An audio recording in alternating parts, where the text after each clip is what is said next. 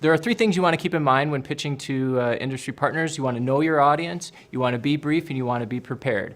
So knowing your audience, it's who it is that you're talking to. Is this a scientist that understands the level of detail that you potentially have as well too?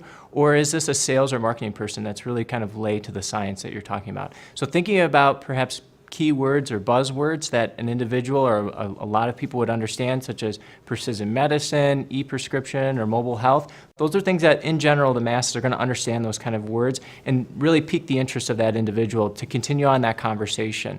Also, you want to be brief. Again, the focus here is not to tell them about your research all at once, but in other words, to give them just enough in which they'll be interested to hear more and have another follow-up conversation with you that can go into depth at that point. Last, you want to be prepared. So focusing on high level and being articulated about what the value is that your research is bringing is important. It doesn't have to be and shouldn't be confidential in terms of any information provided to them at this time.